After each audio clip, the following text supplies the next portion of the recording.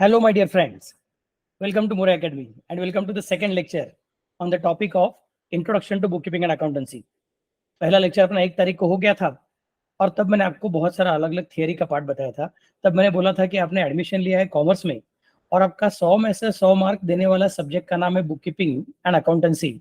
और उस सब्जेक्ट का इंट्रोडक्शन देते वक्त हमने सीखा था कि भैया ये आर्ट भी है और साइंस भी है। तो कॉमर्स के बच्चे एक्चुअली स्पीकिंग इसके लिए ज़्यादा पावरफुल है क्योंकि वो कॉमर्स का पढ़ाई करते हैं और उनका कॉमर्स का पढ़ाई मतलब आर्ट और साइंस दोनों अलग अलग चीज़ों का कॉम्बिनेशन होते जाता है। So you are lucky people. Let us now go for the second topic or second lecture, not second topic, sorry for that. The second lecture on this same topic, introduction to bookkeeping and accountancy. थोड़ा सा लेंदी lecture हो सकता है लेकिन मैं time के अंदर बिठाने का कोशिश करूंगा। अगर जरूरत पड़ी तो इस टॉपिक को 3 लेक्चर के बजाय 4 लेक्चर में कंप्लीट करूंगा, लेकिन हम धीरे धीरे अच्छे से जाएंगे। इंपॉर्टेंट क्या है, जो चीज आपको कॉलेज में शायद नहीं मिलेगा या फिर अगर आपको आपके क्लास में नहीं मिलेगा तो भी यहाँ पे तो मिलना ही चाहिए। That's a simple thing we are thinking of. So let us go ahead. Let me share my screen. चलिए गूगल बाबा, मुझे मेरे बच्चों को स्क्रीन शेयर करना है। चलिए चलिए चलिए फटाफट से करेंगे। बहुत होशियार बच्चे आ गए मेरे पास पढ़ाई करने के लिए। सब लोग लाइव भी देखते रहते हैं। चलो चलो चलो, let me go ahead now. ये हो गया मेरा स्क्रीन शेयर और ये है अपना प्रेजेंटेशन। आइए, हमने ये अलग अलग पॉइंट्स देखे हुए थे प्रीवियस लेक्चर में। In the first lecture, we talked about basic introduction की वो history है और language है, and we talked about the utility of books of accounts, use क्या है वगैरह करके। We also understood the difference between bookkeeping and accountancy। तभी हमको समझा था कि accountancy क्या है, बड़ी बात है, और bookkeeping क्या है, उसके एक छोटा पार्ट है। ओके, ये सब चीजें हमने देखा था। हमने देखा था कि अकाउंटिंग बहुत पुराने जमाने से चालू है, लेकिन हम जो अकाउंट सीखने को आ रहे हैं वो अकाउंट्स कब से चालू हुआ है? 1494 में एक फ्रा लुका पैसियोली नाम का आदमी था, लुका दी बेर्गो पैसियोली, इटालियन मैथमेटिशियन था। लियोनार्डो दा विंसी का अच्छा फ्रेंड था। दोनों एक दूसरे को अलग अलग चीजें सिखाते थे। तो उसने तभी के जमाने में जो अलग अलग रूल्स उसने देखे हुए थे, अलग अलग सिस्टम्स देखे थे, उसमें से अच्छा पॉइंट्स कंसिडर करते हुए अपना एक सिस्टम डिजाइन करके दिया। और फिर उस सिस्टम को हम लोग बोलते हैं double entry book keeping of system, double entry book keeping of accounting. इसके लिए फ्रा लुका पैसियोली को कंसिडर करते हैं फादर ऑफ मॉडर्न अकाउंटिंग। याद रखना है क्योंकि ये फिल इन द ब्लैंक्स के लिए आता है। ये सब चीजें अपना देख के हो गया था। अभी आज अपने को देखना है ये दो अलग अलग 3 part, actually speaking this one and this one. But ये 3 पार्ट शायद पूरे हो सकेंगे, नहीं हो सकेंगे, मुझे पता नहीं है। मैं आपके हिसाब से जाऊंगा, मुझे हर एक चीज के ऊपर बराबर से डिस्कशन करना है। I know that you are having lot of patience and you are having lot of energy. आप मस्त से पढ़ाई करने वाले हो और अपने कॉलेज में आपका अकाउंट्स में फर्स्ट रैंक आने वाला है। ओके, चलो let me start now. Let me go ahead with my presentation. Okay जी, चलिए चलिए, ये आ गया मेरा प्रेजेंटेशन। या सो आज अपने को सीखना है what is the basis of accounting. क्या है बेसिस? बेसिस का मतलब क्या होता है? अकाउंटिंग चालू करना है तो आपने बोला सर कि वो जन्म कब हुआ, डेथ कब हुआ, शादी कब हुआ, वो सब चीजों को रिकॉर्ड नहीं करना है, बिजनेस ट्रांजैक्शंस को रिकॉर्ड करना है। तो बिजनेस ट्रांजैक्शंस को कब रिकॉर्ड करना है, ये स्टार्टिंग पॉइंट चालू हो जाएगा। बहुत ही अच्छा इंपॉर्टेंट क्वेश्चन है, और अगर तुमको इसका लॉजिक समझा तो then you are going to be the master of accounts. देखो क्या कहता है कि बिजनेस ट्रांजैक्शंस को रिकॉर्ड करना है, लेकिन कब रिकॉर्ड करूं? सर ऑब्वियसली ट्रांजैक्शन होने के बाद में रिकॉर्ड करो। हाँ, तो ट्रांजैक्शन कब हुआ है ये कब समझने का? बिजनेस ट्रांजैक्शन हुआ कब है ये कब समझने का? Let us consider simple situation. आपके सामने 2 जीआई फाइल्स है। ऊपर का जो फाइल है उसके अंदर बिजली कड़क रही है, और नीचे के फाइल में मेरे ख्याल से ट्रू लाइफ पिक्चर का वो जीआईएफ है, वो अर्नोल्ड श्वार्ज़नेगर है, उसका दोस्त है, वो दोनों कार में बैठे हुए हैं। सर इसका क्या अकाउंट से क्या संबंध है? Let us try to understand. ऊपर वाला जो जीआईएफ फाइल है उसमें क्या हो रहा है? बिजली कड़क रही है। बिजली का एक स्पेशलिटी है, आपने सुना रहेगा, स्कूल में देखा रहेगा, पढ़ाई में, अपने एग्जाम में लिखा हुआ ही रहेगा कि बिजली का 2 अलग अलग पॉइंट्स रहता है। एक, बिजली का कड़कना दिखता है, और दूसरा, बिजली का कड़कना सुनाई देता है, और दोनों में डिफरेंस रहता है।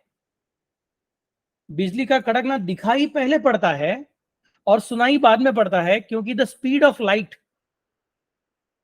Light is higher, faster than the speed of sound. Sound का स्पीड काफी धीरे है कंपेयर टू लाइट। इसकी वजह से जब बिजली कड़कती है तो फट से नजर आती है, लेकिन सुनने को बाद में आता है। तो क्वेश्चन ऐसा है कि कि मैं आपको पूछ सकता हूं, कोई किसी को पूछेगा सर बिजली कड़की है कब बोलने का, जितना बजे सुनाई दिया तब कंसिडर करने का, कि जितना बजे दिखाई दिया तब कंसिडर करने का।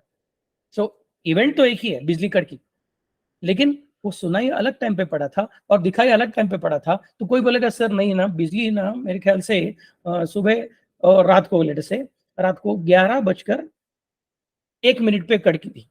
कोई बोलेगा नहीं सर 11:01 और 10 मिलीसेकंड के बाद में कड़की थी। अभी मैंने एग्जैक्ट कैलकुलेशन किया नहीं है, बट कोई बोलेगा सर प्रिसाइज 11:01 को नहीं हुआ था और 10 मिलीसेकंड के बाद में सुनाई दिया था, मतलब बिजली कड़की कब, बिजली का आवाज आया कब, तब बिजली कड़की, ऐसा बोलना पड़ेगा। तो 11:01 और 10 मिलीसेकंड के बाद में कंसिडर करने का। Okay, so there is a debate now कि कब हुआ, जब दिखा तब हुआ कि जब सुनाई दिया तब हुआ। या फिर take the case of the second GIF, एक के हाथ में बायनोकुलर है, अर्नोल्ड श्वार्ज़नेगर के हाथ में बायनोकुलर है, उसका दोस्त पीछे बैठा है, दोनों कार के अंदर बैठे हुए हैं। तो तुमको क्या लगता है, जो विदाउट बायनोकुलर बैठा हुआ दोस्त है उसको पहले दिखेगा कि अर्नोल्ड को पहले दिखेगा? शायद अर्नोल्ड को पहले दिखेगा क्योंकि उसके पास बायनोकुलर है। ऐसा सोच के देखो कि तुम किसी बड़े फोर्ट पे खड़े हो, फोर्ट मतलब किला, बाहुबली जैसा पिक्चर कुछ तो है, और आप उस किले के जो दीवार रहती है, किले की बाहर की दीवार, उधर खड़े हो। मराठी तलमटात बुरुज असे देखा था, टेहाळी बुरुज वगैरे, तर तिकडे तुम्ही उभे आहात आणि then you are watching there कि बाबा सामने से कोई दुश्मन आता है कि नहीं आता है। तो आगे हिल है, तो जो उस किले के दरवाजे पे नीचे खड़ा रहेगा उसको जल्दी नहीं दिखेगा, लेकिन जो उस किले के दीवार पे सबसे ऊपर के पॉइंट पे खड़ा रहेगा, वॉच टावर जहां पे रहेगा वहां पे खड़ा रहेगा, उसको पहले दिखाई देगा क्योंकि वो दूर की देख रहा है। तो सर दुश्मन आया ये कब बोलूं, जब वॉच टॉवर वाले ने देखा तब बोलूं? टेहळणी बुरुजामध्ये जो उभा माणूस आहे त्याने बघितलं तेव्हा बोलायचं, की जेव्हा ऍक्च्युअली स्पीकिंग शत्रू आपल्या दरवाजावरती येतो, जब वो एनिमी दुश्मन है वो अपने दरवाजे पे आएगा तब आया करके बोलूं? At what time it should be considered, that is a question. So basis of accounting का क्वेश्चन क्या है, पहले याद रखिए, हमेशा दुनिया का भी है आपके लिए रूल है, इसके आगे जो भी पढ़ाई करोगे, आगे से ये करो ना करो that's a different story, but ये बेसिक रूल याद रखो, क्या चालू है, क्या क्वेश्चन है, ये जब तक नहीं समझेगा तब तक आप आंसर देने का कोशिश ही नहीं करने का। अपना क्वेश्चन क्या है, what is the basis of accounting. तो बेसिस ऑफ अकाउंटिंग मतलब क्या है, रिकॉर्ड करूं तो कब करूं, बिजली कड़की तो रिकॉर्ड करूं, मतलब दिखी तो रिकॉर्ड करूं, कि आवाज सुनाई दिया तो रिकॉर्ड करूं, वॉच टावर वाले आदमी ने देखा तो रिकॉर्ड करूं, कि एनिमी आ गया है, कि दरवाजे पे खड़े वाले आदमी को दिखना चालू हो गया, हाँ सर सामने से दिख रहा है अभी करके, तब रिकॉर्ड करूं? That is the question we are thinking of. So accountant बोलता है सर ट्रांजैक्शन हुआ है, मुझे ये रिकॉर्ड करना है, तो कब रिकॉर्ड करूं? उसमें क्या बड़ी बात है, रिकॉर्ड कर दो ना। अभी एकदम सिंपल एग्जांपल कंसिडर करता हूं, आपके पास लाइट बिल आता है, घर में लाइट बिल आता है, जिस दिन लाइट बिल आता है उस दिन आपने ऑलरेडी पिछले महीने में कितना इलेक्ट्रिसिटी कंज्यूम किया है उसका रिकॉर्ड आपके सामने रखा रहता है, उसको कितना बिल लगाया हुआ है, कितना चार्जेस लगाया हुआ है वो आपके सामने रखा रहता है, मतलब आपने वो इलेक्ट्रिसिटी कंज्यूम करके हो गया है। अभी तक आपने बिल भरा नहीं है क्योंकि उन्होंने बिल के ऊपर आपको डेट देके रखा हुआ है कि भैया आप इतने दिन के अंदर भरोगे तो भी चलेगा। So now there is a confusion, जब बिल आया तब रिकॉर्ड करूं, कि जिस दिन एक्चुअली बिल पे करूंगा तब रिकॉर्ड करूं? That is the starting point, basis of accounting. What should be my basis of accounting? Should I record it when the bill is received or should I record it when the bill is actually paid? बिजली का कड़कना दिखाई देता है, बिजली का कड़कना सुनाई देता है, वॉच टावर वाले आदमी को पहले दिखाई देता है, दरवाजे के आदमी को बाद में दिखाई देता है। कब रिकॉर्ड करना है? बिल आता है पहले दिखता है, बिल पे करता है बाद में, कुछ दिनों के बाद में पे करते हो, तो रिकॉर्ड कौन से दिन को करने का? Because accounts is date wise recording the business transaction. I hope now the question is clear. Date wise recording of business transaction, तो एक दिन को बिल आया है और बाद में 5 दिन के बाद बिल पे किया है, तो 1 तारीख को रिकॉर्ड करूं कि 6 तारीख को रिकॉर्ड करूं? That is the question. जब तक तुम ये क्वेश्चन को सॉल्व नहीं कर सकोगे तब तक आगे का पॉइंट्स नहीं आएगा। So I hope now you have understood the basic idea of this question. Let me go ahead now. तो basis of accounting कैसे होगा? तो there are multiple ways in which accounting can be done. One is called as cash basis of accounting. क्या बोलेंगे? Cash basis of accounting. Other one is called as accrual basis of accounting. Accrual basis of accounting. And third one is called as hybrid basis of accounting. Cash basis, accrual basis, hybrid basis, ऐसे 3 अलग अलग basis of accounting possible है। पहले से बता के रखता हूं, जो हाइब्रिड बेसिस है उसको इंडिया में कानूनन परमिशन नहीं है, तो कानून बोलता है कि हाइब्रिड बेसिस पे आप अकाउंट्स मेंटेन नहीं करने का, legally it is not allowed. Cash और अक्रूवल में से आपको जो अच्छा लगे वो चूज करो, अच्छा लगने से अच्छा जो आपके लिए सूटेबल है, आपके बिजनेस के लिए सूटेबल है वो चूज करो। तो सर कैश का मतलब क्या, अक्रूवल का मतलब क्या? Let us consider cash first. Cash में क्या होता है, the transaction will be recorded only when actual cash is received और एक्चुअल कैश इज पेड। जिस दिन एक्चुअल कैश इज रिसीव्ड और एक्चुअल कैश इज पेड, उस वक्त हम लोग ट्रांजैक्शन को रिकॉर्ड करेंगे। वो मतलब जब तक अपने किले के दरवाजे पे जो पहरेदार खड़ा है उसको दिखता नहीं है सामने शत्रु आ गया चलो मारामारी चालू करने का, तब तक रिकॉर्ड नहीं करने का, सिंपल। वॉच टावर वाला बोलता है हाँ ठीक है we are going to consider this thing. तो सर ये अच्छा वाला बेसिस नहीं है, इसमें मजा नहीं है।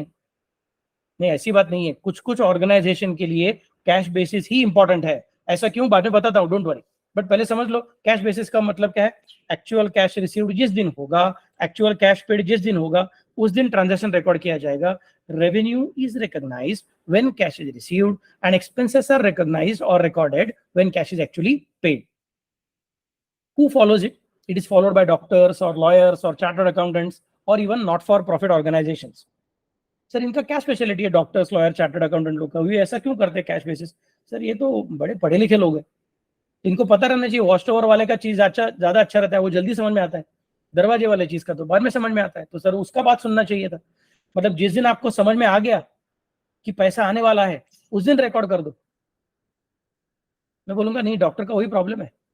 डॉक्टर का पेशेंट आता है, बोलता है कि डॉक्टर ये तबीयत ऐसा ऐसा खराब हो गया है तो जल्दी प्लीज कुछ कर दीजिए, ब्लड खून बह रहा है बहुत सारा, एक्सीडेंट हो गया। डॉक्टर ये नहीं बोलेगा पैसा देता है क्या बोल, फिर मैं तुझे ट्रीटमेंट दूंगा, ऐसा नहीं होगा। लॉयर को पता नहीं है कि तारीख पे तारीख अगर पड़ेगी होगी तो कितनी तारीखें पड़ेंगी, तो मतलब कितना बार अलग अलग चीजें आएगा।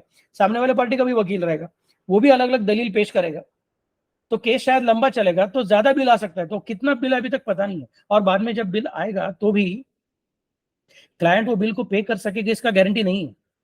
क्लाइंट शायद बेचारा गरीब रहेगा, तो अपने को बिल हम लोग हमारे बोलेंगे बाबा मैं तो 1 घंटा काम किया आपके लिए कोर्ट के केस के ऊपर, मतलब इतना इतना मेरा चार्जेस है, लेकिन शायद क्लाइंट वो अफोर्ड नहीं कर पाएगा। तो शायद तुमको बोलना पड़ेगा ठीक है जितना मिला उतना अपना, डॉक्टर को बोलना पड़ेगा ठीक है जितना मिला उतना अपना। नॉट फॉर प्रॉफिट ऑर्गेनाइजेशन है, मतलब डोनेशन पे चलती है। तो डोनेशन कब आएगा पता किधर है, जिसके मन में किसी को लगा रहे आपका अच्छा काम है चलो आपको मदद करता हूँ, सिर्फ बोलेगा शायद कि मदद करता हूँ, जब एक्चुअली पैसा देगा तब रिकॉर्ड करना है। किसी ने उधर से बोल दिया हाँ मैं पैसा देने को तैयार हूं चलो रिकॉर्ड कर लो, अरे पैसा आने वाला है, नहीं नहीं नहीं आने वाला है बाबा। जब तक आदमी सचमुच में पैसा नहीं देगा तब तक रिकॉर्ड नहीं करने का। सो कैश सिस्टम ये उन लोगों के लिए जरूरी है जहां पे कंप्लीट गारंटी ऑफ रिकवरी रहता नहीं है, या फिर कितना अमाउंट आएगा वो एसर्टेन करना भी जरा डिफिकल्ट रहता है। इसके लिए यहाँ पे कैश बेसिस फॉलो किया जाता है। What is the speciality of cash basis? Cash basis में transactions are recorded only when cash is actually moving. Right to receive, obligation to pay, ये चीजों को हम इग्नोर करते हैं। एक्चुअल रिसीट, एक्चुअल पेमेंट, इसको हम लोग कंसिडर करते हैं, that's why it is called as cash basis. Second basis is called as accrual basis. Revenue whether received or not but has been earned or accrued during the year and expenses incurred whether paid or not are recorded. मतलब जिस दिन light bill आ गया record कर लो, sir अभी तक पे नहीं किया रहने दो लेकिन रिकॉर्ड कर लो, क्योंकि we are following accrual system of accounting. हमने अपने कस्टमर को गुड्स बेचा, हमने उसको बिल बनाया, बोला ये ले बिल, बोलते सर मैं 1 महीने के बाद पैसा दूंगा। मैं बोलता हूँ ठीक है लेकिन रिकॉर्ड कर लो कि कस्टमर के पास से पैसा आने का बाकी है, आज सेल्स हो गया है, जिस दिन कैश आएगी उस दिन सेल्स की एंट्री करूंगा, ऐसा नहीं बोलने का। आज सेल्स की एंट्री करने का और बोल के रखने का पैसा आने का बाकी है, जिस दिन पैसा आएगा उस दिन और एक एंट्री करूंगा पैसा आ चुका है। तो डबल एंट्री होगा, 2 बार एंट्री होगा। पहला एंट्री जिस दिन तुमने सेल्स किया, दूसरा एंट्री जिस दिन कस्टमर ने पैसा दिया। ऐसा 2 अलग अलग एंट्री होगा।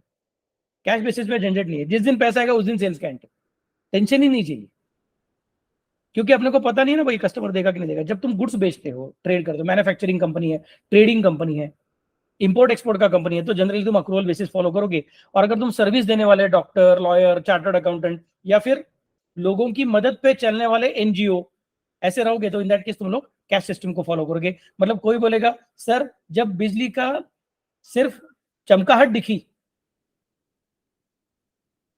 उस दिन रिकॉर्ड करना है। आवाज बाद में आएगा तो भी चलेगा, तो 2 बार बोला, अरे देखो मैंने ना 11:01 को बिजली का वो जो भी कुछ चकाचौंध थी वो देख ली, और 11:01 और 10 मिलीसेकंड को मैंने वो आवाज भी सुन ली। दो चीज बोलेगा वो, कब देखी कब सुनी दोनों बताएगा। और कैश बेसिस रहेगा तो क्या बोलेगा, नहीं 11:01 और 10 मिलीसेकंड को ही बिजली कड़की, वो दिखी नहीं दिखी वो देखने का नहीं, बात करने का नहीं, क्योंकि जब सुनाई देगा तब बिजली कड़की, ऐसा बोलने का। That is cash system. Cash system is useful for professionals like doctors, chartered accountants, lawyers, and also for not-for-profit organizations. On the other hand, accrual system is basically used by every other businesses. Hybrid system में certain items are on cash basis, certain items are on accrual basis. नहीं तो revenues are on cash basis and expenses are on accrual basis. ऐसा भी system चल सकता है, but याद रखो generally it is not allowed in India. India में तो लीगल प्रोविजन है कि ऐसा करना अलाउड नहीं है। Okay, so this is the first point, what is the basis of accounting. तो देखिए अभी हम लोग धीरे धीरे अकाउंट्स के साइंस का सिस्टम समझने का कोशिश कर रहे हैं कि अकाउंट बोल रहे हैं हमको रिकॉर्ड करना है, क्या रिकॉर्ड करना है, बिजनेस के ट्रांजैक्शन।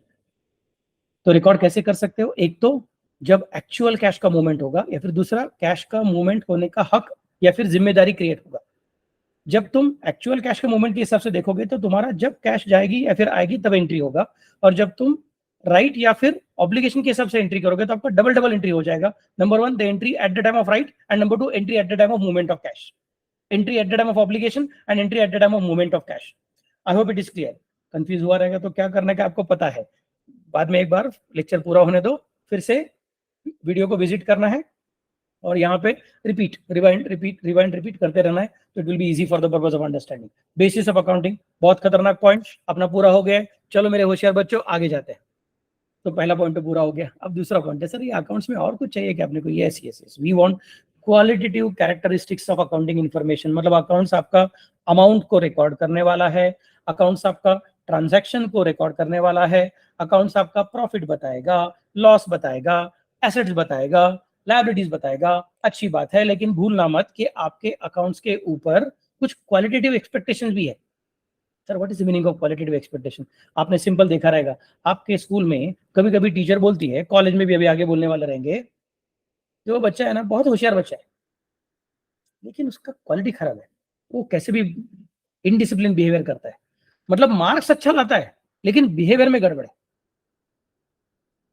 तो जिस तरह से हम बोलते हैं कि सिर्फ मार्क्स अच्छा लाएगा तो नहीं चलेगा, हम बोलेंगे मार्क्स भी अच्छा चाहिए और साथ में क्वालिटी भी अच्छा चाहिए, बिहेवियर का क्वालिटी अच्छा चाहिए। वैसे हम अकाउंट से बोलेंगे प्रॉफिट बताया, लॉस बताया, एसेट्स बताया, लायबिलिटी बताया, चलेगा, हो गया। नहीं नहीं नहीं नहीं, फिर ये भी चाहिए भैया आपका कि आपका अकाउंटिंग इन्फॉर्मेशन रिलायबल रहना चाहिए।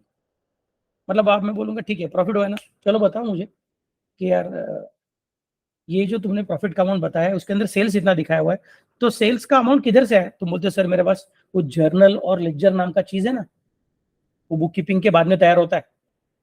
तो सर लेजर में मेरे पास सेल्स का अकाउंट है। बोलूंगा ठीक है चल सेल्स का अकाउंट दिखा। अच्छा जनवरी में इतना सेल्स हुआ था, अच्छा फरवरी में इतना सेल्स हुआ था, मतलब सेल्स का टोटल अमाउंट भी पता है और मंथलाइज अमाउंट भी पता है। मैं बोलूंगा अच्छा जनवरी में इतना सेल्स हुआ था, चल बता जनवरी की 1 तारीख को कितना हुआ था? बोलते चलो ठीक है लेट मी गो अगेन। मैं आपको बता सकता हूँ मेरे पास एक सेल्स बुक नाम का बुक है, उसके अंदर मैंने डेट वाइज लिख के रखा। मैं बोलूंगा चलो दिखाओ वो बुक, सर ठीक है गुड। बोलता अच्छा ठीक है ये 1 तारीख को इतना सेल्स हुआ था क्या, इसका बिल का नंबर बता।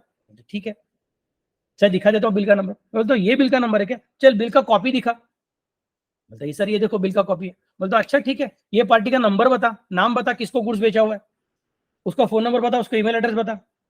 मैं उसको फोन करके पूछता हूँ कि सचमुच में सेल्स हुआ था कि नहीं हुआ था, इतना रुपए का हुआ था कि नहीं हुआ था। और सर आप पूछ सकते हो चलेगा। मैं बोलूंगा yes now this is a reliable accounting information. मतलब मैं समरी को देखते हुए अल्टीमेटली बुक्स के रिकॉर्ड तक जा सकता हूं और सचमुच में ट्रांजैक्शन हुआ था कि नहीं हुआ था इसको वेरीफाई कर सकता हूं, रिलायबल है कि नहीं चेक कर सकता हूं। आप गड़बड़ नहीं करते हो, इधर लिखा है 1 लाख उधर लिखा है 50,000, ऐसा गड़बड़ नहीं करते हो। इधर लिखा है 1 लाख उधर लिखा है 10,000, एक जीरो कम किया, ऐसा गड़बड़ नहीं करते हो। टोटलिंग मिस्टेक नहीं होता है, मतलब आपका अकाउंटिंग इन्फॉर्मेशन रिलायबल है। तो ये पहला क्वालिटी रहना चाहिए। सर प्रॉफिट मिल गया ना बस हो गया ना, सर एसेट मिल गया ना बस हो गया ना। मैं बोलूंगा नहीं यार वो, लेकिन प्रॉफिट सचमुच में इतना ही हुआ है क्या, मैं कैसे चेक करूंगा? तो अगर आपका अकाउंटिंग सिस्टम डेवलप करते वक्त आपने रिलायबिलिटी के क्वालिटी को भूल गए रहोगे तो आपका अकाउंटिंग सिस्टम रिजल्ट तो देगा बट वो रिजल्ट को कोई भरोसा ही नहीं करेगा। तो भरोसेमंद रहना चाहिए, पहला पॉइंट। दूसरा, रिलेवेंस ऑफ अकाउंटिंग इन्फॉर्मेशन। जिस साल का इन्फॉर्मेशन रहना चाहिए वो बराबर से दे दो, इधर उधर का देते मत बैठो। जो चीज रीडर के लिए इंपॉर्टेंट है, शेयर होल्डर्स के लिए क्या इंपॉर्टेंट है, गवर्नमेंट के लिए क्या इंपॉर्टेंट है, लेंडर्स के लिए क्या इंपॉर्टेंट है, लेंडर्स को चाहिए कि प्रॉफिट लॉस कितना है, इंटरेस्ट का पेमेंट कर सकते हो कि नहीं कर सकते हो, बाकी का लायबिलिटीज कितना है, बाकी के लायबिलिटी के पास तुमने अपना कुछ एसेट गिरवी रखा है क्या, तो मतलब मेरे लिए एसेट कुछ है कि नहीं है, अगर सपोज तुम्हारा बिजनेस को कुछ गड़बड़ हो जाएगा और मेरा लोन रिपे करने को गड़बड़ हो जाती है, तो फिर मैं तुम्हारे एसेट्स को बेच के पैसा ले सकता हूं क्या, तो कितने एसेट बाकी है मेरे लिए, कि सारे के सारे एसेट बाकी लोगों को ऑलरेडी गिरवी रखे हुए हैं, ये सब इन्फॉर्मेशन भी चाहिए। मतलब don't just tell me the amount of liability, I also want to know what is the nature of liability, इसमें से कितना सिक्योर्ड वाला लायबिलिटी है, कितना अनसिक्योर्ड वाला लायबिलिटी है। तो अकाउंटेंट को ये भी याद रखना पड़ेगा कि भैया मुझे सिर्फ अमाउंट से प्यार नहीं है, बल्कि वो नेचर ऑफ ट्रांजेक्शन को भी बराबर से रिफ्लेक्ट करने को आना चाहिए। अंडरस्टैंडेबिलिटी, कॉम्प्लेक्स मत बनाओ भाई, जो पढ़ने वाला है उस प्रॉफिट एंड लॉस अकाउंट को, बैलेंस शीट को, फाइनेंशियल स्टेटमेंट्स को पढ़ने वाला है, वो शायद साइंस का ग्रेजुएट रहेगा, शायद वो आर्ट्स का ग्रेजुएट रहेगा, शायद वो पढ़ा लिखा नहीं रहेगा, तो भी वो देखने का तो उसको समझ में आना चाहिए कि क्या किया है क्या नहीं किया है। So it should be understandable, it should not be too complex. And next comparability, मतलब आपका लास्ट ईयर का इंफॉर्मेशन और आपका करंट ईयर का इंफॉर्मेशन दोनों को कंपेयर करने का ताकत रहना चाहिए।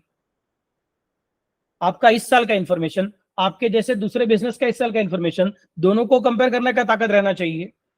इसका मतलब आप लास्ट ईयर में जो पॉलिसीज फॉलो करते थे वही पॉलिसीज आपको इस साल भी फॉलो करनी पड़ेंगी। पॉलिसी को बार बार चेंज नहीं करना चाहिए आपने, नहीं तो सर गड़बड़ हो जाएगा ना। लास्ट ईयर क्या था, सीबीएसई, इस साल क्या है, एचएससी बोर्ड, तो गड़बड़ हो जाएगी। डिफिकल्ट है फिर वो परफॉर्मेंस को कंपेयर करना, क्योंकि वो अलग बोर्ड था, ये अलग बोर्ड है। वैसे यहाँ पे बोलेंगे लास्ट ईयर आप अकाउंटिंग का कुछ अलग पॉलिसीज फॉलो करते थे, इस साल अकाउंटिंग का अलग पॉलिसीज फॉलो करोगे, तो ये कंपेरेबल नहीं होगा, फिर वो प्रॉफिट अलग हो जाएगा।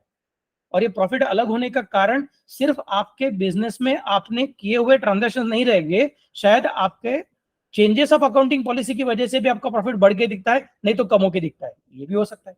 हमको चाहिए बिजनेस की वजह से प्रॉफिट कितना हुआ, हमको चाहिए बिजनेस की वजह से लॉस कितना हुआ, प्रॉफिट बढ़ा के नहीं हुआ बढ़ा। तो तुम्हारा सेल्स लास्ट ईयर भी उतना ही था, इस साल भी उतना ही है, तो सर दोनों सेल सेम है, और लास्ट ईयर के खर्चे इस साल के खर्चे भी सेम है, तो प्रॉफिट भी सेम रहना चाहिए, लेकिन अलग दिख रहा है, ऐसे कैसे हो गया, क्योंकि आपने अकाउंटिंग पॉलिसी चेंज किया था। सर अकाउंटिंग पॉलिसी क्या रहेगा आगे चल के अपने को देखना है, फॉर एग्जांपल डिप्रिसिएशन।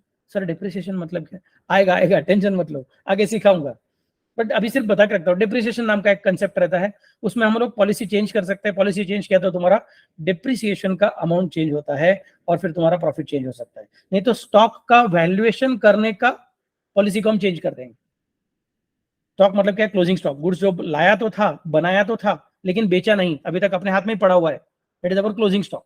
तो उसको वैल्यू कैसे करने का, उसका अलग अलग पॉलिसीज है, उसमें तुमने तुम्हारा पॉलिसी लास्ट ईयर अलग रखा था, इस साल अलग रखा रहेगा, तो सेल्स सेम, एक्सपेंसेस सेम, सिर्फ स्टॉक वैल्यूएशन का पॉलिसी चेंज किया तो भी तुम्हारा प्रॉफिट चेंज हो सकता है। तो बोलेंगे सर ये कंपेरेबल नहीं है, तो कंपेरेबिलिटी के लिए जरूरी क्या है, आप अकाउंटिंग पॉलिसी को कंसिस्टेंटली फॉलो करो, ये जरूरी चीज बन जाती है। Okay, so these are the different qualitative characteristics. सिर्फ प्रॉफिट दिखाया, लॉस दिखाया, एसेट्स दिखाया, लायबिलिटीज दिखाया, मतलब अकाउंट्स अच्छा है, ऐसा नहीं है। अकाउंटिंग सिस्टम डिजाइन करने वाले आदमी को पता रहना चाहिए कि अपना अकाउंटिंग सिस्टम डिजाइन करते वक्त इट शुड बी रिलायबल, उसमें मिस्टेक के चांसेस कम से कम रहने चाहिए, मिस्टेक होती रहेगी तो अपने आप दिखनी चाहिए, रिलेवेंस रहना चाहिए। जो रीडर ऑफ इंफॉर्मेशन है उसको जो जो इंफॉर्मेशन की जरूरत पड़ती है वो सारे की सारी इंफॉर्मेशन अवेलेबल रहनी चाहिए, अंडरस्टैंडेबल रहना चाहिए, कॉम्प्लेक्स नहीं रहना चाहिए, और कंपेरेबल रहना चाहिए लास्ट ईयर के मुकाबले, करंट ईयर, अदर कंपनीज के मुकाबले अपना कंपनी, ऐसा कंपैरिजन करने को अगर मिलता रहेगा तो ही लोग तुम्हारे अकाउंटिंग सिस्टम पर विश्वास रखेंगे, वरना बोलेंगे क्या कचरा बना के रखा है, उसका कुछ मतलब हमको नहीं चाहिए। That is going to be the problem, तुम्हारा बिजनेस ग्रो नहीं कर सकेगा। Okay, so these are the qualitative characteristics. So चलो भैया दूसरा पॉइंट भी कंप्लीट हो गया, अब देखना है तीसरा पॉइंट, ये जरा कॉम्प्लिकेटेड पॉइंट है, आई वांट योर कंसंट्रेशन। थोड़ा प्रैक्टिकल पार्ट भी चालू हो जाएगा अभी, लेकिन थोड़ा सा ही प्रैक्टिकल पार्ट है। ओके, चलो let us start, let me just have a sip of water. Okay जी, चलिए देखिए क्या हो रहा है, transactions. What is the meaning of transactions? Transaction इस शब्द का मतलब क्या है, exchange of goods and services between two persons और पार्टीज फॉर मनी और money's worth is known as transaction. Exchange of goods और सर्विसेज, देखो भैया गुड्स को एक्सचेंज किया, मेरे पास का चीज तुम्हारे पास, तुम्हारे पास का चीज मेरे पास, गुड्स को एक्सचेंज किया, या फिर तुम्हारा पैसा मुझको दे दो, मैं तुम्हारा कुछ तो काम कर दूंगा, मैं तुम्हारा गुड्स का डिलीवरी करवा के देता हूं, मैं ट्रांसपोर्ट ऑपरेटर हूं, मैं कुरियर वाला हूं, मैं डॉक्टर हूं, मैं चार्टर्ड अकाउंटेंट हूं, मैं लॉयर हूं, मैं इंजीनियर हूं, मैं आर्किटेक्ट हूं, तो मैं आपको गुड्स नहीं बेच रहा हूं, मैं आपको सर्विस दे रहा हूं। तो एक तो गुड्स देना या फिर सर्विसेज देना, और उसके बदले में एक तो पैसा देना, नहीं तो पैसे जैसा, पैसे के वैल्यू जितना कुछ तो और चीज देना। मतलब गुड्स के बदले में गुड्स, गुड्स के बदले में सर्विसेज, सर्विसेज के बदले में सर्विसेज, ऐसा भी सब चीजें चल सकता है। हम ये नहीं बोल रहे हो कि एक हाथ से दो और एक हाथ से लो, ऐसा रहेगा। और एक ने दूसरे को गुड्स देना है, दूसरे ने पहले को सिर्फ कैश देनी है तो ही चलेगा, ऐसा कुछ कंपल्शन नहीं है। मैं तुमको मेरा गुड्स देता हूं तो मुझे तुम्हारा गुड्स दो, तो भी ये ट्रांजैक्शन है। मैं तुमको मेरा सर्विस देता हूं तो मुझे तुम्हारा सर्विस दो, तो भी ये ट्रांजैक्शन है। मैं तुमको मेरा गुड्स देता हूं तो मुझे तुम्हारा सर्विस दो, तो भी ये ट्रांजैक्शन है। मैं तुमको मेरा गुड्स देता हूं, तुम मुझे तुम्हारा कैश दो, तो भी ये ट्रांजैक्शन है। मैं तुमको मेरी वाली कैश देता हूं, तुम मुझे तुम्हारी वाली कैश दो। सर कैश के बदले में कैश कौन लेगा? होता है भाई, फॉरेन एक्सचेंज में हो सकता है। या फिर मैं तुमको मेरी वाली कैश आज देता हूं, तुम उसको धीरे धीरे मुझे वापस दे देना, तो तुम्हारी कैश मुझे वापस मिलने वाली है, लेकिन सिर्फ टाइम डिफरेंस है, तो ये भी ट्रांजेक्शन है। सो ट्रांजेक्शन मतलब एक्सचेंज, एक का दूसरे के पास, दूसरे का पहले के पास, exchange of goods and services between two persons और पार्टीज। टू पर्संस और पार्टीज भूलना नहीं है। मतलब अगर मैं ऐसा कहता हूं कि ये मेरा मोबाइल मेरे राइट हैंड से मैंने मेरे लेफ्ट हैंड में दिया हुआ है, या फिर मेरे लेफ्ट हैंड ने मेरे राइट हैंड को दिया हुआ है, तो सर एक्सचेंज हो गया ना, देखो ना देखो। या फिर सर ये देखो आपका पेंसिल, लेफ्ट हैंड ने राइट हैंड को दिया, राइट हैंड ने लेफ्ट हैंड को मोबाइल दिया, एक्सचेंज हो गया। मैं बोलूंगा नहीं यार, ये ट्रांजैक्शन नहीं है, ये ट्रांजैक्शन नहीं है, क्योंकि यहाँ पे क्या है, टू पर्सन नहीं है, एक ही आंसर है जो अपने राइट हैंड से अपने लेफ्ट हैंड के साथ खेल रहे हैं, अपने लेफ्ट हैंड से अपने राइट हैंड के साथ खेल रहे हैं, तो इसको हम ट्रांजैक्शन बोलने वाले नहीं है। सबको समझा क्या? Okay okay, very nice. अगर समझा रहेगा तो लाइक कर दीजिए, ओके कमेंट कर दीजिए, वेरी नाइस। चलो, तो exchange of goods and services between two persons और पार्टीज फॉर मनी और money's worth is known as transaction. Clear all of you? Then comes the next point. फिर transactions कैसे रह सकते हैं? मॉनेटरी रह सकते हैं, नॉन मॉनेटरी रह सकते हैं, या फिर बार्टर ट्रांजैक्शन रह सकते हैं। गुड्स के बदले में गुड्स, सर्विस के बदले में सर्विस, मतलब क्या हो गया?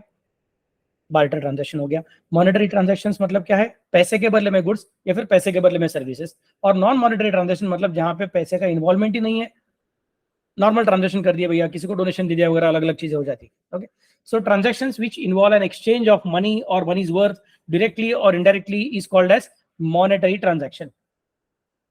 Transaction which involves exchange of money or money's worth directly or indirectly. Indirectly मतलब क्या है? इमीडिएटली नहीं दिया रहेगा तो भी चलेगा, एक हाथ से दो एक हाथ से लो ऐसा नहीं किया रहेगा तो भी चलेगा। आज तुमको गुड्स देता हूं तो मुझे बाद में दे देना, ऐसा रहेगा तो भी चलेगा। डायरेक्टली और indirectly involve is called as monetary transaction. Monetary transactions can be either cash transactions or credit transactions. Beautiful point. ये समझना बहुत जरूरी है, इससे कंटाला करने का नहीं, बहुत ही इंपॉर्टेंट पॉइंट है। क्या बोलता है देखो, cash transaction and credit transaction कैसे करते हैं? कैश मतलब क्या, क्रेडिट मतलब क्या? हाँ सर हमको मालूम है, वो बिजली कड़कना और वो अर्नोल्ड श्वार्ज़नेगर को दिखना, नहीं तो उसके दोस्त को दिखना, नहीं वो नहीं है, वो तो कैश बेसिस, नहीं तो अक्रूवल बेसिस था। अभी आप कैश बेसिस फॉलो करते रहोगे तो भी आपके सामने कैश ट्रांजैक्शन आ सकता है, क्रेडिट ट्रांजैक्शन आ सकता है। अक्रूवल बेसिस फॉलो करते रहोगे तो भी आपके सामने कैश ट्रांजैक्शन आ सकते हैं, क्रेडिट ट्रांजैक्शन आ सकते हैं। तो ये मत सोचो कि अगर मैं कैश बेसिस फॉलो करता रहूंगा तो मेरे सामने क्रेडिट ट्रांजैक्शन आएंगे ही नहीं, आएंगे भाई, वो भी आ जाएंगे। अगर मैं अक्रूवल सिस्टम फॉलो करता रहूंगा तो मेरे सामने कैश ट्रांजैक्शन आएंगे नहीं, ऐसा नहीं है। ट्रांजैक्शन तो आपके सामने आने वाला है, वो तो बेसिस है कि मैं कब रिकॉर्ड करूं, that is a basis. But record क्या करूं, तो ट्रांजैक्शन। और ट्रांजैक्शन कौन से वाले? Monetary, non monetary, barter. Monetary में कौन सा ट्रांजैक्शन? कैश वाला और क्रेडिट वाला। तो कैश का मतलब क्या है? कैश का मतलब होता है a business transaction in which cash is paid और received immediately. Most important word is immediately. एक हाथ से लो, एक हाथ से दो, इसको बोलना है कैश ट्रांजैक्शन। सर ये तो कैश बेसिस है। नहीं, कैश बेसिस मतलब जब कैश आएगी तब रिकॉर्ड करूंगा, जब कैश आएगी तब रिकॉर्ड करूंगा, वो हो गया कैश बेसिस।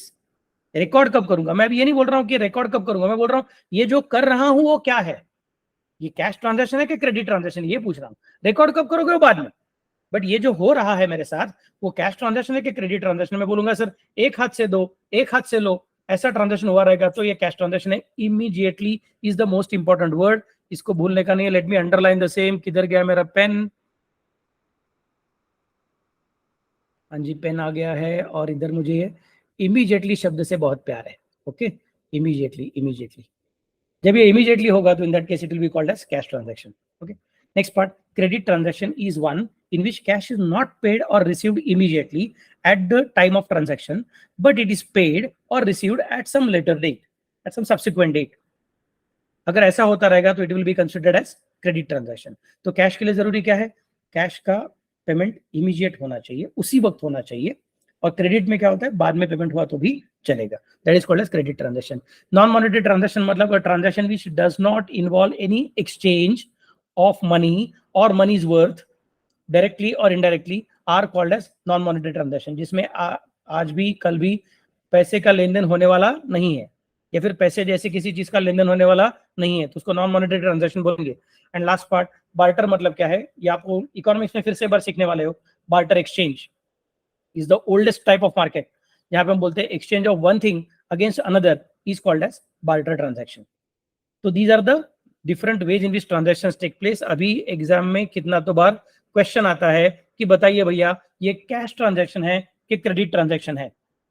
चलो चेक करेंगे. मैं अलग अलग ट्रांजैक्शन कंसीडर करता हूं, डिसाइड करेंगे इसमें से कैश कौन सा है और क्रेडिट कौन सा है. पहला वाला ट्रांजैक्शन है पेन परचेस्ड फॉर कैश. देखो क्या बोला है, पेन परचेस फॉर कॅश. म्हणजे एका हाताने पेन घेतलं, दुसऱ्या हाताने पैसे दिले, कैश दिली. एक हाथ से पेन लिया, एक हाथ से कैश दे दी. तो इसका मतलब इमीडिएट ट्रांजैक्शन है, मतलब ये कैश ट्रांजैक्शन हो गया.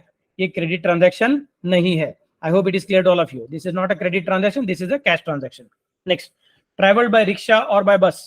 आप रिक्शा से गए तो रिक्शा वाले को इमीडिएटली कैश देनी पड़ती है, उसका सर्विस लिया है हमने. पहले केस में गुड्स था, दूसरे केस में सर्विस है. उसने अपने को सर्विस दिया ट्रांसपोर्टेशन का, हमने उसको पेमेंट किया, बस कंडक्टर को पेमेंट किया. दैट मींस इट इज एक हाथ से दो, एक हाथ से लो. तो ये हो गया cash transaction. It is not a credit transaction. दूसरा है bought movie ticket by cash. वो तो अच्छा पिक्चर आया था, आपको जो अच्छा लगता रहेगा वो पिक्चर देखने के लिए आप डायरेक्टली सिनेमा थिएटर के वहां पे गए, उधर जाके टिकट काउंटर पे खड़े हुए, उधर जाके आपने उसको कैश दिया, 500 रुपए का नोट दिया, और मूवी टिकट लेके अंदर जाके बैठे, पिक्चर देख के मस्त से घर पे वापस आए. तो इन दैट केस में बोलूंगा दिस इज अगेन एक हाथ से दो, एक हाथ से लो, मतलब this is a cash transaction, not a credit transaction. Next, purchase movie ticket by credit card. मतलब अभी आप लोग थिएटर में नहीं गए, घर पे बैठे हो, अपना मोबाइल हाथ में लिया हुआ है, बुक माई शो का ऐप है, नहीं तो वेबसाइट गए हो लैपटॉप पे, और उधर जाके तुमने टाइप किया बुक माई शो www.bookmyshow.com वगैरह करके, उधर तुम्हारा वो टिकट देखा, पर में तुमने क्रेडिट कार्ड को यूज करके पेमेंट कर दिया. इन दैट केस में बोलूंगा सर अभी यहाँ पे क्रेडिट क्रेडिट शब्द आ गया है, इसका मतलब सर ये क्रेडिट ट्रांजैक्शन रहेगा. लेकिन सॉरी, क्रेडिट कार्ड से ट्रांजैक्शन रहेगा तो भी ये कैश ट्रांजैक्शन ही कहलाया जाएगा, क्योंकि बुक माई शो को इमीडिएटली पैसा मिल गया है. आपके पास से इमीडिएटली पैसा गया है. नहीं सर मेरे पास से पैसा नहीं गया, मेरा तो क्रेडिट कार्ड से गया, मतलब मैं क्रेडिट कार्ड कंपनी को बाद में पैसा दूंगा. Yes, what you are saying is true. थोड़ा सा कॉम्प्लिकेशन है, क्योंकि यहाँ पे एक्चुअली तीन पार्टीज है. एक आप हो, एक बुक माई शो है, और एक आपका क्रेडिट कार्ड कंपनी है. तो आपका बुक माई शो के साथ ट्रांजैक्शन है और आपका क्रेडिट कार्ड कंपनी के साथ भी ट्रांजैक्शन है. बुक माई शो के साथ ट्रांजैक्शन क्या है कि आप मुझे टिकट दो, मुझे पिक्चर दिखाने का, पिक्चर दिखाना है आपने, टिकट दे दो, मैं आपको पैसा देता हूं. और क्रेडिट कार्ड कंपनी के साथ ट्रांजैक्शन क्या किया है कि आप बुक माई शो को अब भी पैसा दे दो, मैं आपको पैसा बाद में दे दूंगा. So these are two different transactions. I hope you can understand. So मैं कब अभी सिर्फ क्या देख रहा हूं, मैं अपना और क्रेडिट कार्ड कंपनी का ट्रांजैक्शन नहीं देख रहा हूं, मैं अपना और बुक माई शो का ट्रांजैक्शन देख रहा हूं. तो उधर बुक माई शो बोलेगा यस आनंद सर ने पैसा दिया है, और मैं बोलूंगा यस मैंने बुक माई शो को सो एंड सो थिएटर का सो एंड सो डेट के लिए सो एंड सो टाइम का सो एंड सो मूवी का पैसा देके हो चुका है. मतलब it is a cash transaction, immediate हो गया है, तो it will be considered as cash transaction. ऐसा मत समझना कि सर क्रेडिट शब्द आ गया मतलब ये क्रेडिट ट्रांजैक्शन रहेगा, क्योंकि ये इमीडिएट हुआ है, इसका मतलब it will be called as cash transaction. Next sir, purchase movie ticket by debit card. अब तो आपको समझ में आ गया है कि क्रेडिट शब्द है कि डेबिट शब्द है, उससे कुछ फर्क पड़ता नहीं है. अपने को इंपॉर्टेंट क्या है, इमीडिएट पेमेंट किया है कि बाद में पेमेंट करने वाले हो, उससे फर्क पड़ता है.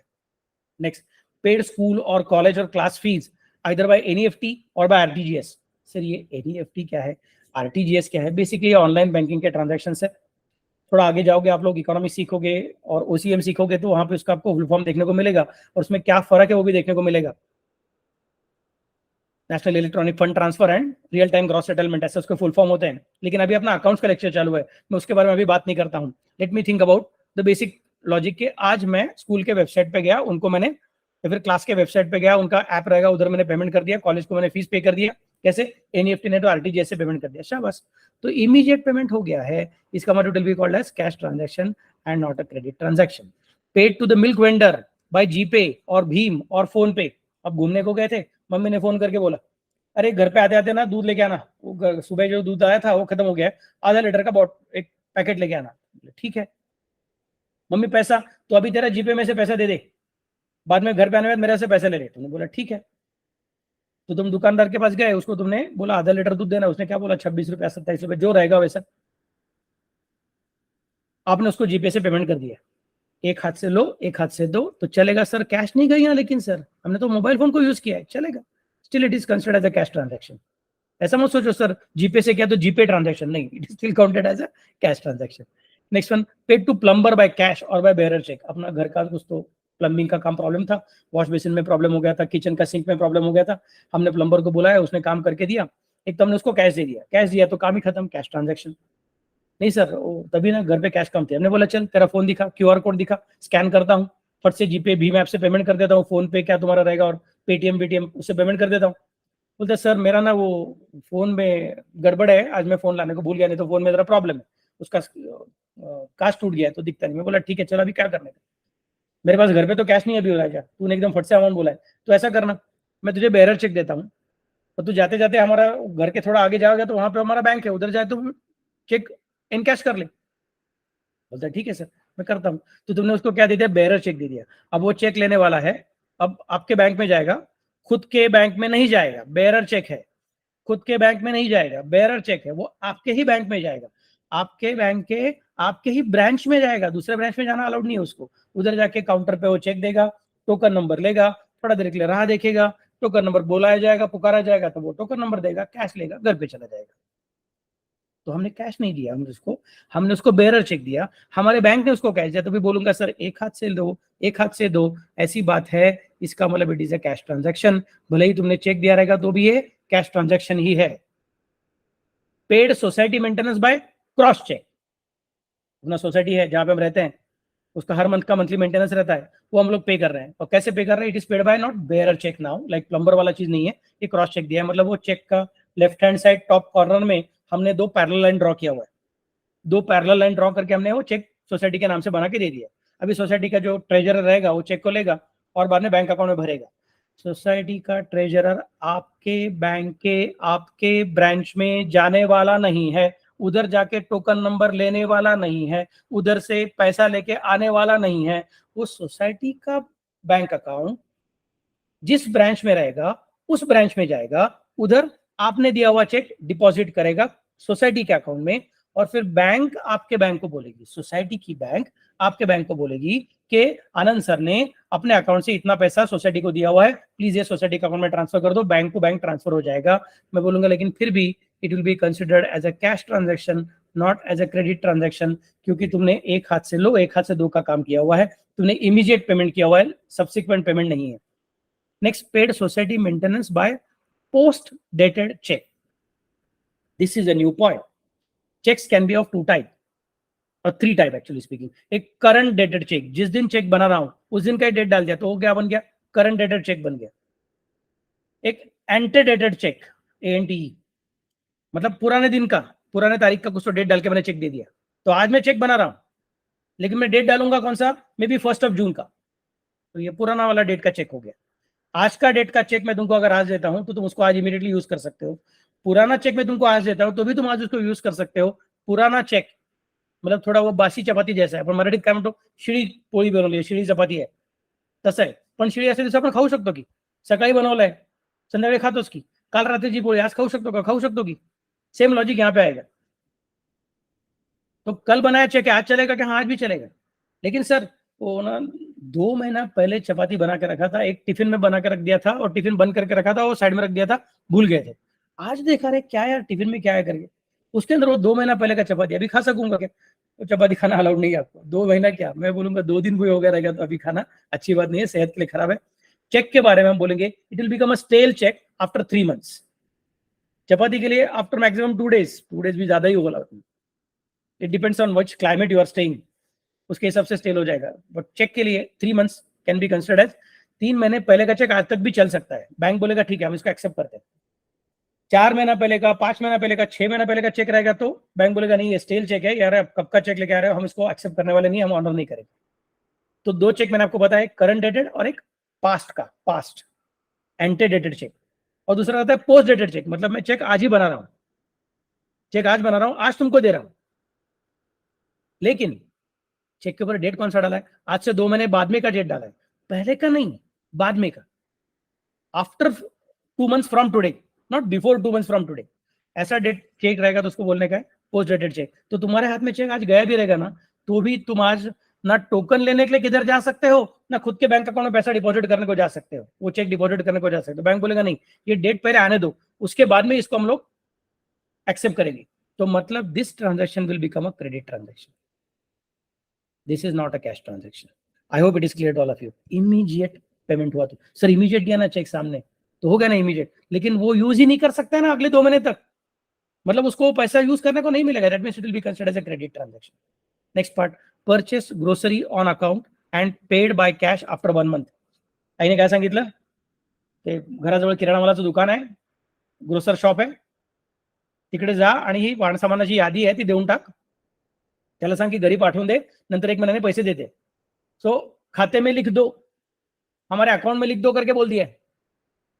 तो आज तुमको ग्रोसरी का सारा चीजें मिला क्या, यस, चावल, गेहूं, दाल, शक्कर, नमक, जो भी कुछ चाहिए आपने जो मंगाया रहेगा सारा का सारा चीजें मिल गया है। आप यूज भी करना चालू करोगे, उसको आपने ना बेयर चेक दिया, ना क्रॉस चेक दिया, ना डेबिट कार्ड, ना क्रेडिट कार्ड, ना एनईएफटी, ना आरटीजीएस, ना बेयर चेक, ना क्रॉस चेक, कुछ भी नहीं दिया।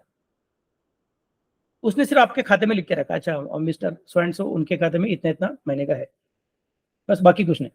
फिर महिना खत्म होने के बाद मम्मीने वहां पे जाके, आईने तिकडे जाऊन काय केलं, त्याचं बिल देऊन टाकलं। मी म्हणणार मग आज आज जेव्हा तुम्ही फक्त ते ग्रोसरी परचेस के लिए, डीमार्ट की बात नहीं कर रहा हूं मैं, अपने घर के सामने आसपास किधर जो छोटा मोटा दुकान रहेगा उसके हम जो करते हैं खाते में लिख दो वाला चीज, तो उधर मैं बोलूंगा now today you have gone for purchasing grocery. आज तुमने पेमेंट नहीं किया, आज तुमने सिर्फ क्या किया है, परचेस किया है। परचेस किया है ना, तो ये कौन सा ट्रांजेक्शन हो गया, ये कैश ट्रांजेक्शन नहीं है, क्रेडिट ट्रांजेक्शन है। सर इधर था ना, इधर भी परचेस ही था ऊपर, इधर इधर, लेकिन ये परचेस कैसे किया था, फॉर कैश किया था। ये परचेस किया है, ये परचेस ऑन अकाउंट है। ऑन अकाउंट परचेस इसका मतलब क्या हो गया, it cannot be considered as a normal transaction. Okay, so these are the basic points which you should remember when we are thinking of the transactions.